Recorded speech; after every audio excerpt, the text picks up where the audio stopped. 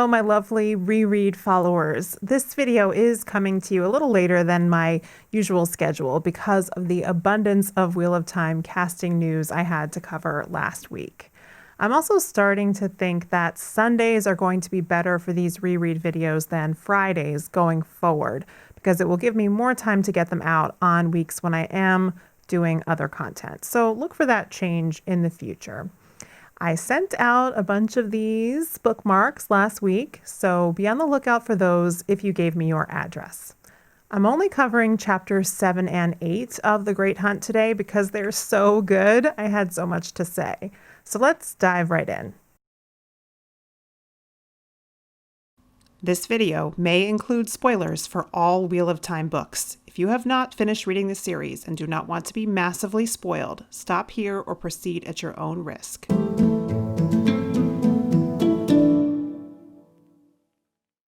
Chapter 7, Blood Calls Blood. Matt is carried out on a litter from the Amerlin's chambers after being healed by Swan, Lyanna, Varen, and Moiraine, working together with Moiraine's Angreal. Without the dagger, they were only able to buy him some more time, a few months maybe, not break the link completely. Varen muses on how many people the dagger might be able to corrupt, but Moiraine is focused on getting it back and explains that Matt must be the one to do it. Swan thinks it's also important to track down Padan Fain, but she asks Varen to not say anything about Matt's affliction and to leave her alone with Moiraine. But Varen delays to tell them about the Trolloc script scrawled on the wall of the dungeon, which she has translated. She says it might only be a taunt, but that it sounds like dark prophecy. Between Varen and Moiraine, we learn that it refers to Lanfear, Lord Luke, who is Tigraine's brother, Isam, who is Lan's cousin, though Moiraine keeps that little tidbit completely to herself, Tomon Head, and Arthur Hawkwing's descendants. Just as Swan is getting angry with Varen for her musings, Varen drops the bomb that the line about the man who channels must refer to one of the three young men traveling with Moiraine. Both Moiraine and Swan instinctively embrace the source, and Varen looks satisfied. Swan tries to dissemble, but Moiraine asks Varen directly why she is telling them and not the Reds. Varen suggests that she's only interested in learning about men who can channel and what happens to them, and of course he must be the Dragon Reborn. She assures Swan that no one else knows, but that she had her first clue about 20 years ago. Moiraine tells her to tell them everything she knows. Perrin goes to check on Matt in the infirmary and to think. When he had gone to the garden the night before to think, one of Lady Amelisa's attendants had come upon him and gone to fetch Liandrin, and he tries to puzzle out what this means. When Matt starts to wake up, Lyanna hears from the next room and comes in to scold Perrin. Perrin asks how Matt is doing, and Lyanna gives him a vague Aes Sedai answer, which he takes note of. As he starts to leave, she grabs his face to look at his eyes, delves him, and finds he is healthy. To get away, Perrin gently picks her up and sets her down out of his way, excusing himself as he leaves. Rand gets up after a sleepless night. Perrin returns to their room, and Rand asks him about Matt and Egwene, but Perrin scowls and says he thought Rand wasn't interested. Rand tries to joke about what Lyanna said to him when he went to check on Matt, but Perrin is not laughing. Rand tries to apologize and explain, and Perrin softens enough to tell Rand what Lyanna told him and that he thought she was keeping something back. But when Rand still says he won't go together with Matt and Perrin, Perrin leaves, slamming the door behind him. Lan suddenly knocks on the door and comes in to get Rand prepared for his meeting with the Amerlin. He chooses clothes for Rand and tells him to wear his sword. He gives him a stream of instructions on what to say and how to act. He gifts Rand a pin he has made of the red eagle of Manetheren and tells him the one rule above all others for being a man is whatever comes, face it on your feet. Chapter 8, The Dragon Reborn.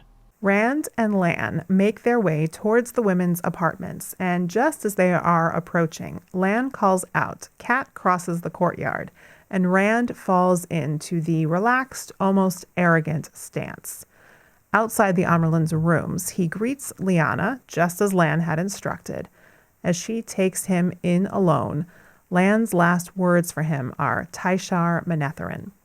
Rand finds Swan, Moiraine, and Varen, and makes a bow with the words, As you have summoned me, mother, so I have come. I stand ready. He refuses a seat when offered and stands instead.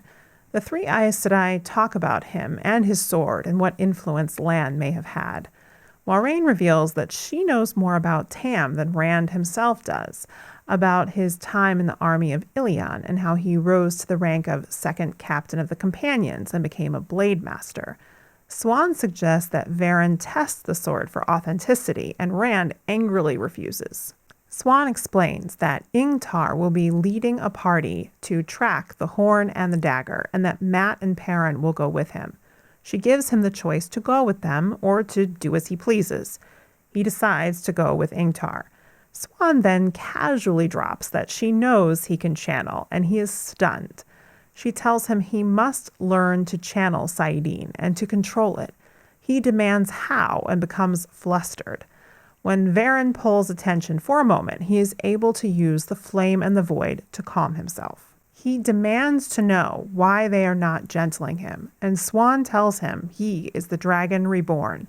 He shocks them in turn by referring to false dragons long dead and saying he will not be one of them pulled on a Tarvalin leash. Moiraine tells him the story of the past 20 years, and how she and Swan searched for him after hearing the foretelling of his birth. She gives him her proofs, and Tam's words that match come back to him as he listens. Rand breaks in at time, insisting that he is Rand al'Thor and Tam is his father, and he will not be used. Swan tells him his purpose is to face the Dark One, and though Rand insists he is dead, he finds himself crouching. Finally, he's able to force himself to his feet and asks what they will do to him, to which Swan replies nothing. She will not mark him as special and will visit with Mat and Perrin as well. Only these three Aes Sedai know the truth, and he must be free to fulfill the prophecies. He leaves with permission in cold anger. Left alone, Swan and Moiraine and Varen all agree they did what must be done. He cannot be gentled, and they had to let him go. Nynaeve feels a great storm coming, as she can with the weather, only this time she knows it's not the weather she is feeling. She sees Rand leaving the women's apartments and runs after him. She ignores women trying to ask her about him and argues with herself about whether she really is the wisdom of Emond's Field. She comes upon Lan unawares and studies him for a moment, and when he notices her, she turns to leave, but he stops her. Though she tries to evade, he insists on giving her his signet ring, telling her it may bring her aid, and if she sends to him, he will come to her no matter what. He calls her Mashiara, beloved of heart and soul, but a lost love. Lan leaves, and Nynaeve sees Moiraine standing there. She tells her that they leave soon, and she must be packed. Nynaeve asks her about Rand, and Moiraine is misleading, suggesting that Swan is only interested in Rand and the others for being ta'veren. Moiraine also lets drop that she knows Nynaeve wants to learn to channel to get revenge on her, but Nynaeve is not dissuaded. She clutches the ring and slams her hand into the wall in anger. Egwene is in her room, readying to leave, and Nynaeve enters. Nynaeve tells her not to call her wisdom anymore. They are both just women now and far from home. A maid comes to tell Egwene Rand is outside the women's apartments trying to get in to see her. Egwene goes to him and finds Rand arguing with Agilmar and others about trying to see Egwene. They leave him with her, saying she will deal with him. Egwene and Rand walk off together, and she tells him she heard about his exploits, but wants to know if the Amyrlin hurt him. He tells her no, but nothing more. Though they nearly argue, they say their goodbyes, each telling the other to take care and share a last embrace.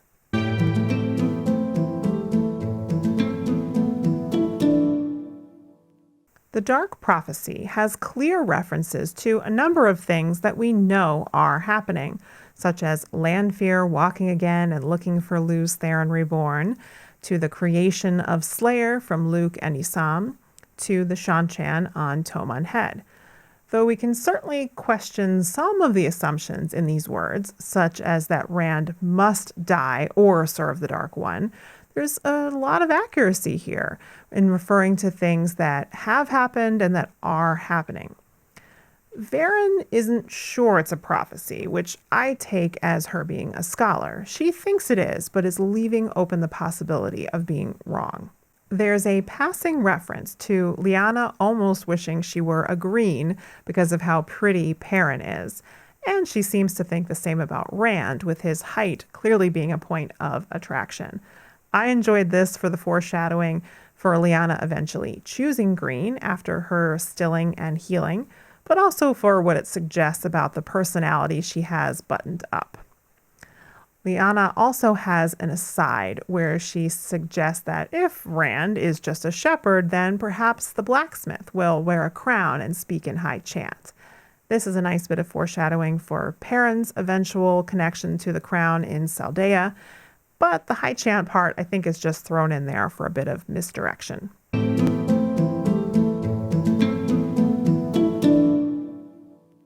I'm dying to talk about Varen in these chapters because I love her, and she's easily the most fascinating side character in the entire series. I love that she's basically been on to Moiraine and Swan from the very beginning. And it's not because they were careless, Varen is just that good. She's kind of been a silent partner to them all along without them realizing it. And she sort of comes into the fold here, but not really.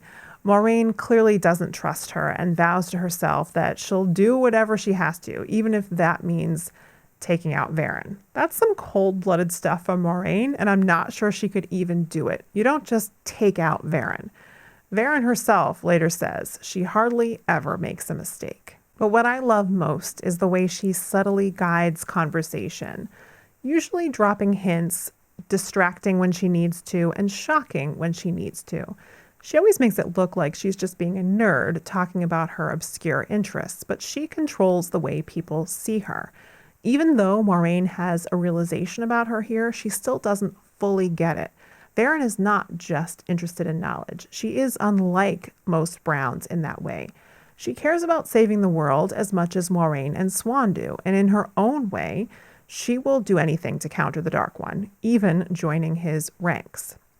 I don't think we yet get a lot of hints about her being untrustworthy. I think so far she's still being presented as kind of a typical Brown, just much more observant and shrewd than most. What should shock us, though, is that she doesn't question Moiraine and Swan's plan for Rand. Most Aes Sedai would not do that, and that does make her stand out.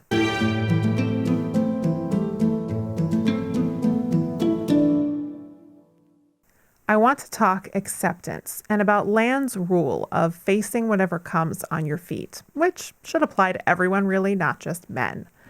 The idea here is that you only have so much control over what life gives you to deal with. In some cases, almost none.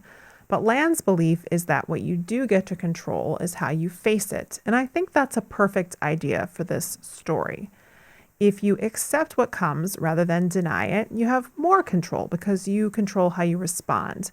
And that's what Lan is trying to teach Rand. And I think it has an impact. Rand draws on Lan's words, as well as Tam's words and training, when he has to face the Amyrlin, which is probably the most horrifying thing that's happened to him yet. He's told he is the Dragon Reborn, a figure more feared than any except the Dark One. He thinks Aes Sedai are trying to use him. He thinks he's doomed. But there we see his strength and determination. And that's not to say that he's at the point of acceptance. Far from it. But the idea has been given and a little seed has been planted, I think. Moiraine and Swan and Varen are in a similar situation of having to accept circumstances that are out of their control. They can't control what Rand does, and they can't do with him what they would normally do with a man who can channel. They can only try to ride the winds and direct his course as much as possible. But I see even more parallels with Nynaeve and Rand. Nynaeve is coming to accept that she can no longer be the wisdom of Emond's Field. Being Nynaeve, she doesn't let go easily and actually yells out that she is the wisdom of Emond's Field, which I take as very similar to Rand yelling out that he's Rand al'Thor and Tam is his father. But in the same chapter, Nynaeve is telling Egwene not to call her wisdom anymore. She does accept that much. Egwene is in similar turmoil over letting Rand go. She feels real sadness and some anger and jealousy over the idea of him possibly being with someone else. She knows her path is to become Aes Sedai, and she doesn't really see a path to be with him. But she still cares for him and wants to protect him, and she has not let that go. This is a real parting for the two of them. They won't be the same people when they meet again. Distance will bring further clarity and acceptance for both of them that neither will save the other.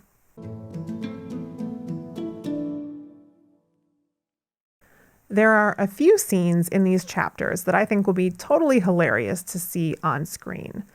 Every interaction that Lyanna has with one of the Ta'veren, Nynaeve thinking about taking a bath with Lan and Egwene noticing, but I think most especially Lan bursting into Rand's room and preparing him for his meeting.